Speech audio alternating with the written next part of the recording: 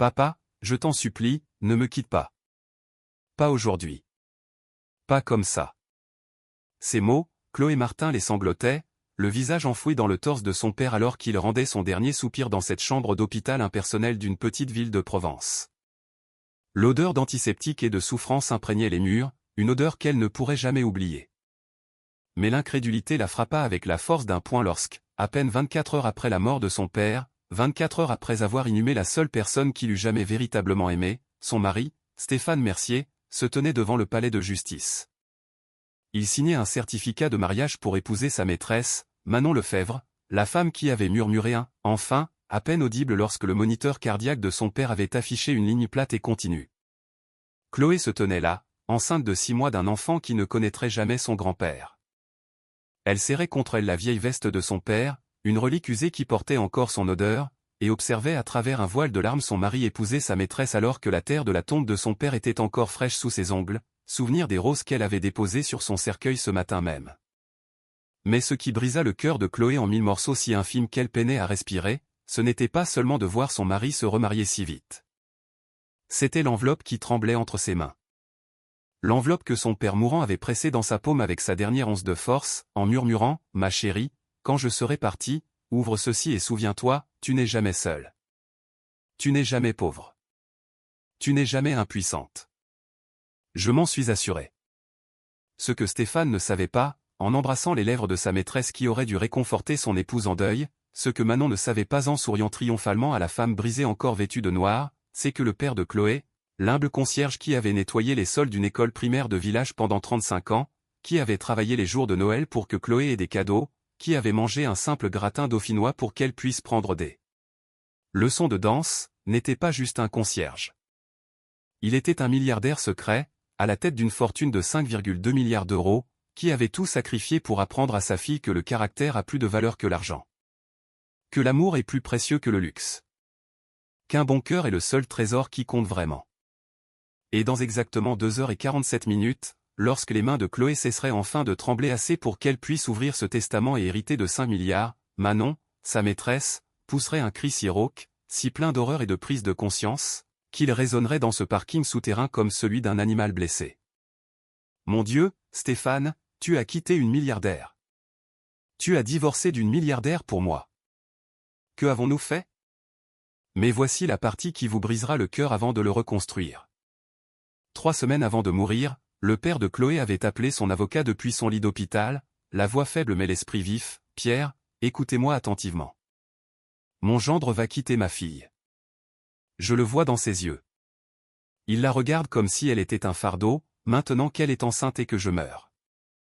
Je veux que vous vous assuriez que lorsqu'il partira, lorsqu'il pensera échapper à la pauvreté pour quelque chose de mieux, il ne puisse jamais, jamais toucher à ce que je lui laisse. Mettez tout dans une fiducie irrévocable. Rendez-la blindée. Car lorsque ma petite fille découvrira qui elle est vraiment, je veux qu'elle sache que son papa l'a protégée, même depuis la tombe. Pour comprendre comment nous en sommes arrivés là, pour comprendre pourquoi le père de Chloé savait exactement ce que Stéphane ferait, nous devons revenir 24 heures en arrière, au moment où tout s'est effondré et s'est assemblé en même temps. La chambre d'hôpital sentait le désinfectant et la mort. Chloé était assise sur cette même chaise en plastique depuis 16 heures d'affilée. Sa main enveloppait celle de son père, observant les moniteurs mesurer ses derniers instants en bip et en chiffres qui devenaient de plus en plus lents, silencieux, faibles. Jean Dubois, ou comme le monde le connaissait, juste un autre concierge invisible dans une mer de travailleurs, reposait sous des draps blancs qui rendaient sa peau mate grise, le faisant paraître plus petit qu'il ne l'avait jamais été aux yeux de Chloé. Il avait toujours été plus grand que nature pour elle. L'homme qui lui avait appris à faire du vélo les samedis matins avant de commencer son service. L'homme qui se présentait à chaque réunion parent-professeur dans son uniforme de travail, sentant le produit à base de pain et l'effort, assis sur ses petites chaises avec une telle fierté. Peu importait ce qu'il portait ou à quel point il avait l'air fatigué. L'homme qui lui disait chaque soir avant de dormir, « Tu es brillante. Tu es digne. Tu es aimée au-delà de toute mesure. » Et maintenant, il la quittait. Le cancer était venu vite et violemment. 3 mois entre le diagnostic et ce moment, pancréatique stade 4. Au moment où il l'avait détecté, les médecins avaient dit peut-être 6 mois avec traitement. Il avait à peine tenu 12 semaines. Le téléphone de Chloé vibra sur ses genoux. Elle jeta un œil à l'écran à travers ses larmes. Son mari, Stéphane. Le message disait « Toujours à l'hôpital ?» Ma présentation a été décalée à demain matin. Je vais rester chez Dave ce soir pour me préparer. Ne m'attends pas. Elle fixa les mots, quelque chose de froid s'installant dans sa poitrine. Son père mourait en ce moment même. Et Stéphane s'inquiétait d'une présentation commerciale. Elle ne répondit pas.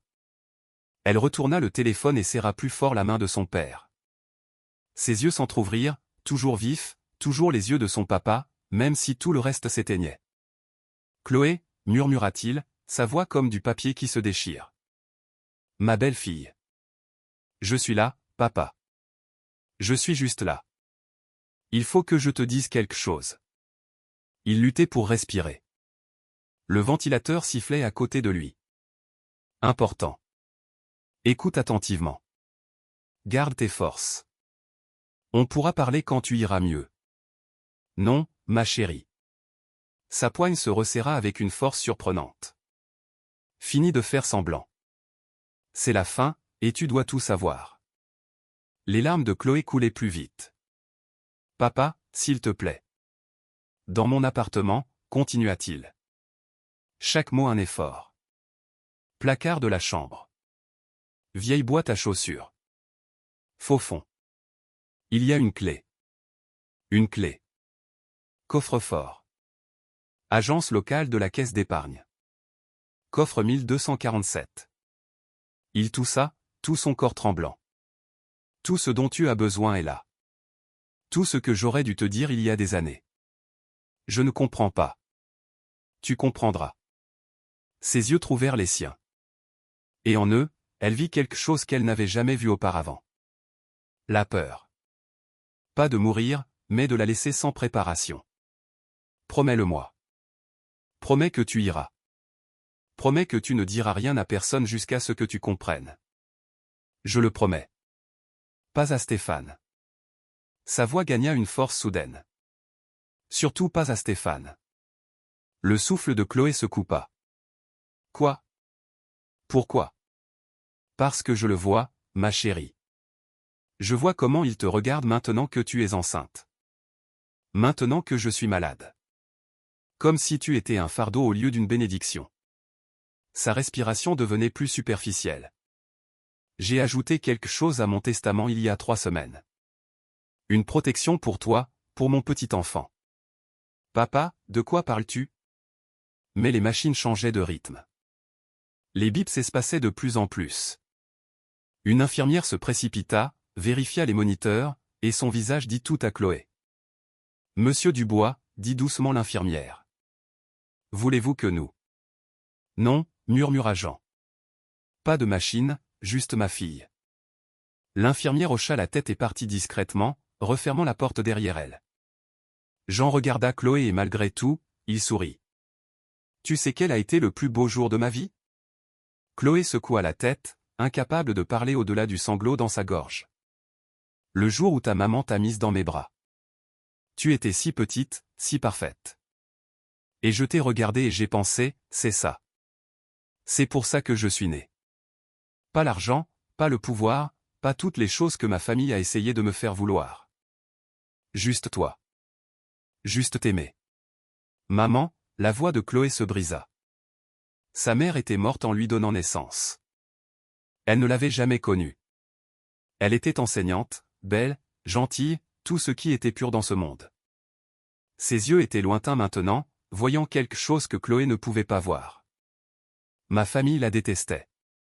Disait qu'elle n'était pas assez bien, pas de notre classe. Ils m'ont donné le choix. Elle ou l'héritage. Quel héritage? Je l'ai choisi, ma chérie. À chaque fois, j'ai choisi l'amour. Et quand elle est morte en te mettant au monde, je t'ai choisi. J'ai tourné le dos à des milliards pour t'élever correctement, pour t'apprendre ce qui compte vraiment. La tête de Chloé tournait.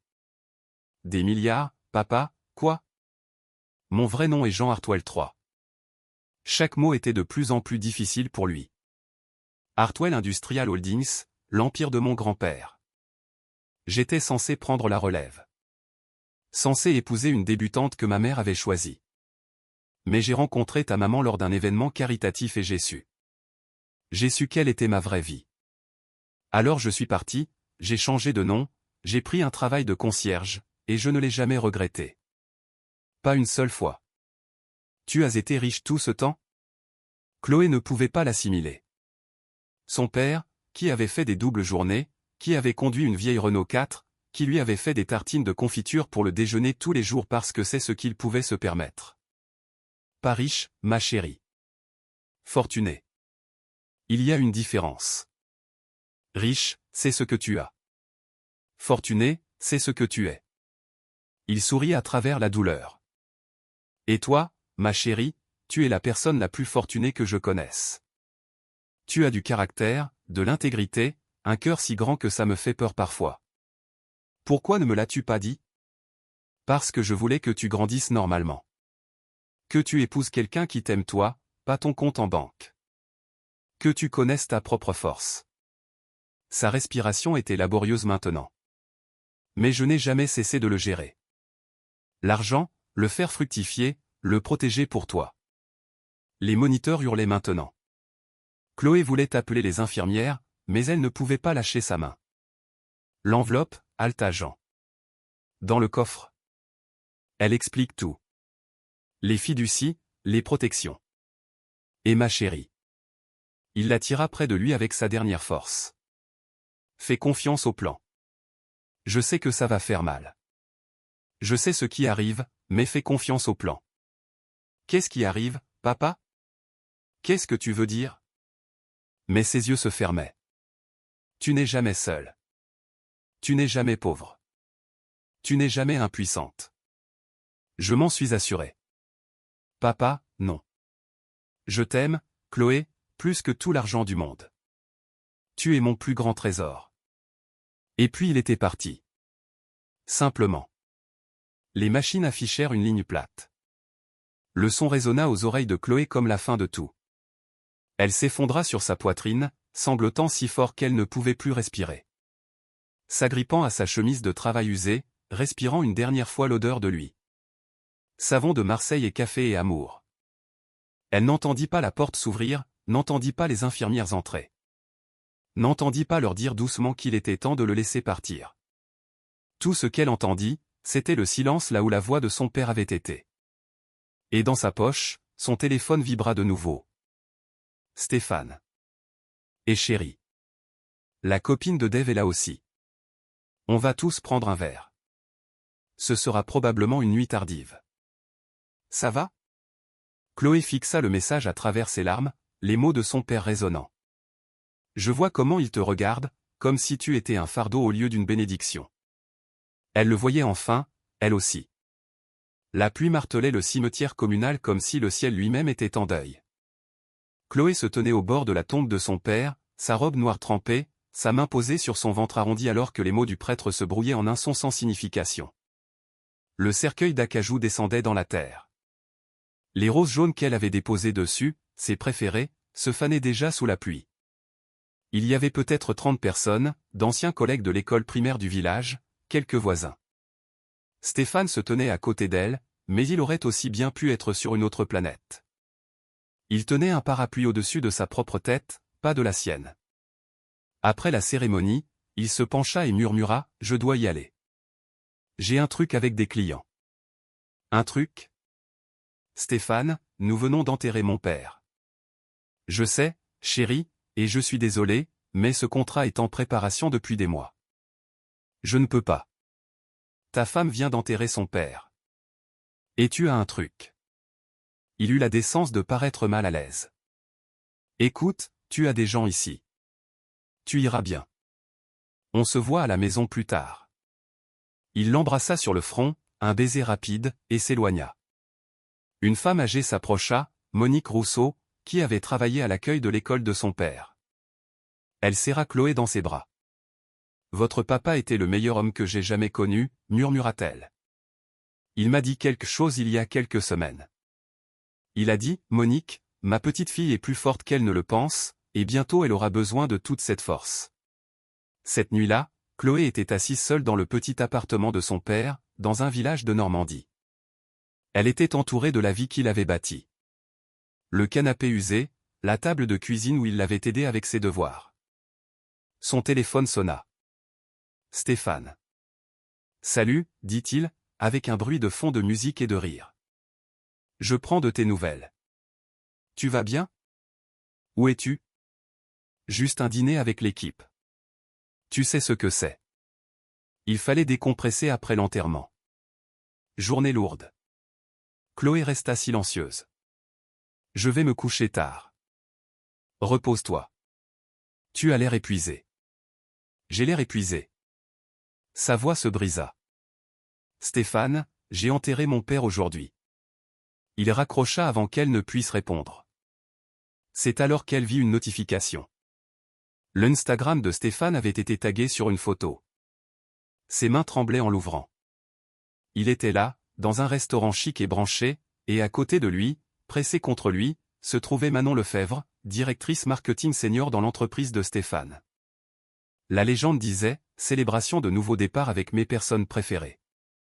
En cliquant sur le profil de Manon, elle vit une autre photo, postée il y a 6 semaines. Stéphane et Manon, son bras autour de sa taille. La légende, quand on sait, on sait. La liaison durait depuis des mois. Chloé courut aux toilettes et vomit. Quand elle cessa de trembler, elle se regarda dans le miroir. C'est à ce moment-là qu'elle prit une décision. Demain, elle irait à la banque. Elle ouvrirait ce coffre-fort. Son téléphone vibra. Un texto de Stéphane. Au fait. Il faut qu'on parle quand je rentre. C'est important. Chloé savait ce qui allait arriver. Mais ce qu'elle ne pouvait pas savoir, c'était que dans exactement 18 heures, son monde entier allait basculer. Le lendemain matin, Stéphane arriva à 9h15. Il posa un dossier sur la table. Il n'y a pas de façon facile de dire ça. Je veux le divorce. Quoi? Je ne suis pas heureux, Chloé. Nous nous sommes éloignés. Ton père vient de mourir hier. Et tu me demandes le divorce aujourd'hui? Le timing n'est pas idéal. Je sais que c'est difficile, mais prolonger ça n'aide personne. J'ai déjà parlé à un avocat. On peut faire ça simplement. Proprement. Chloé sortit son téléphone et le poussa sur la table. Avec elle? Depuis combien de temps? Ne rends pas ça moche. Manon et moi. On se connecte à un niveau que toi et moi n'avons jamais atteint. Elle a du succès, de l'ambition. Elle comprend la vie que je veux. Et moi, que suis-je? Tu es une bonne personne, Chloé. Vraiment. Mais tu n'allais jamais être assez. Pas pour la vie que je veux construire. La cruauté de ces mots lui coupa le souffle. Il la laissa là, enceinte de 6 mois, fraîchement orpheline, avec les papiers du divorce sur la table. Quelque chose de froid et de clair s'installa en elle. Elle prit ses clés, la veste de son père, et conduisit jusqu'à l'agence locale de la caisse d'épargne. C'était le moment de découvrir ce que son père entendait par « jamais impuissante ». À la banque, un homme en costume coûteux, Gérald Whitmore, le directeur de l'agence, la conduisit dans une pièce privée et ouvrit le coffre 1247. À l'intérieur, une seule grande enveloppe. Ses mains tremblaient en l'ouvrant. La première chose qu'elle vit fut une lettre de l'écriture de son père. Mais en dessous, il y avait des documents, certificats d'action, titres de propriété, relevés bancaires avec des chiffres qui défiaient l'entendement. Elle lut la lettre en premier. Ma très chère Chloé, si tu lis ceci, c'est que je suis partie et tu es probablement confuse. Il est temps que tu saches la vérité sur la famille Hartwell, sur moi, sur tout ce dont je t'ai protégé et que j'ai protégé pour toi pendant toutes ces années. Elle lut tout, les larmes coulant sur son visage. Il était Jean Hartwell III, héritier d'un empire de plusieurs milliards. Il avait tout quitté à 23 ans pour épouser sa mère. Mais il n'avait jamais abandonné l'héritage. Il l'avait géré discrètement, l'avait fait fructifier. Et 3 semaines avant de mourir, sachant ce que Stéphane ferait, il avait tout restructuré, plaçant tout dans une fiducie irrévocable. La valeur totale de la succession, 5,2 milliards d'euros. Le dernier paragraphe la fit sangloter. Je sais ce que Stéphane va faire, ma chérie. Son départ est le plus grand cadeau qu'il puisse te faire. Laisse-le partir. Laisse-le épouser sa maîtresse. Et quand tu seras prête, montre-lui, à elle et au monde entier, qui est vraiment Chloé Dubois-Hartwell. Pas avec cruauté, mais en construisant une vie si belle qu'ils passeront le reste de leurs jours à s'étouffer de regrets. C'est la manière Hartwell. Nous ne détruisons pas nos ennemis. Nous devenons simplement si magnifiques qu'ils se détruisent eux-mêmes. Fais confiance au plan, ma chérie. Je t'aime plus que tous les milliards du monde. Papa. Elle appela le cabinet d'avocats dont la carte était jointe. Hartwell et associés. Mademoiselle Dubois, nous attendions votre appel. Je suis Pierre Bernard, l'avocat de votre père et votre cousin. Votre père était mon oncle Jean. Mon mari vient de me demander le divorce ce matin. Je sais, dit Pierre doucement. Votre père l'avait prédit. Il m'a fait préparer quelque chose de spécial pour ce scénario exact. Elle signa les papiers du divorce et acheta un billet de TGV pour Paris pour le lendemain matin. Sur Instagram, le dernier post de Manon les montrait dans une bijouterie. Quand on sait, on sait. Fiancé nouveau départ. Chloé commenta, félicitations. Je vous souhaite à tous les deux tout le bonheur que vous méritez. Le cabinet d'avocats, Hartwell et associés, occupait tout le 47e étage de la tour Montparnasse à Paris. Pierre Bernard l'accueillit. Il la présenta à Valérie Durand, sa conseillère financière, et à Lucas Moreau, son comptable. Pendant des heures, ils lui expliquèrent tout. L'étendue de sa fortune était stupéfiante. Stéphane lui a rendu visite à l'hôpital ? Demanda Chloé, le souffle coupé. Il m'avait dit qu'il ne pouvait pas se libérer du travail. Il a passé 15 minutes à se plaindre des factures d'hôpital, dit Pierre sombrement. Il a demandé si votre père avait une assurance vie pour compenser le fardeau. Le lendemain, votre père m'a appelé et s'est assuré que Stéphane ne toucherait jamais un centime. Pierre lui tendit une dernière lettre. Lève-toi, non pas pour te venger, mais parce que tu es une Hartwell. Vis bien. C'est la meilleure des vengeances. Je veux créer une fondation pour aider les femmes en crise, les mères célibataires, dit Chloé. Votre père a déjà créé une fondation avec une dotation de 500 millions d'euros, dit Valérie. Mais d'abord, je veux organiser un dîner. Elle montra le profil LinkedIn de Manon. Elle est directrice marketing senior, pleine de succès. Exactement le genre de personne qu'une nouvelle fondation voudrait rencontrer, n'est-ce pas ? 3 semaines plus tard, des invitations élégantes furent envoyées. Manon montra la sienne à Stéphane, les yeux brillants. Ce pourrait être énorme pour ma carrière. Elle répondit, oui, dans l'heure. Le dîner avait lieu dans un hôtel particulier du 16e arrondissement de Paris. Chloé arriva tôt, vêtue d'une robe de maternité vert émeraude. À 19h15, Stéphane et Manon entrèrent. Pierre s'avança. Mesdames et messieurs, j'aimerais vous présenter notre fondatrice et directrice, mademoiselle Chloé Dubois-Hartwell. Chloé s'avança. Elle vit le choc sur leur visage, la couleur quitter celui de Stéphane, le sourire de Manon se figer. Merci à tous d'être venus, dit Chloé d'une voix calme. Il y a 3 mois, j'ai perdu mon père, un concierge. Mais ce que je ne savais pas, c'est que mon père, Jean Hartwell III, avait renoncé à la fortune de sa famille il y a 35 ans. Il m'a laissé tout son patrimoine, évalué à environ 5,2 milliards d'euros. Ses yeux trouvèrent ceux de Stéphane. Il y a 3 mois, j'étais enceinte de 6 mois, en deuil de mon père, quand mon mari m'a demandé le divorce. Il m'a dit que je ne serais jamais assez. Il a divorcé en pensant que je n'avais rien. Et je l'ai laissé partir. Elle leva son verre. Au nouveau départ. La salle explosa en applaudissements. Stéphane et Manon, figés, sortirent en trombe. Ils atteignirent le parking souterrain avant que le sang-froid de Manon ne vole en éclats. Le cri résonna contre les murs de béton. Mon Dieu, Stéphane, tu as quitté une milliardaire. Tu as divorcé d'une milliardaire pour moi. Que avons-nous fait? Je ne savais pas. Tu ne savais pas? Manon était hystérique. Tu m'as dit qu'elle n'avait rien. Ma réputation, ma carrière, tout est détruit.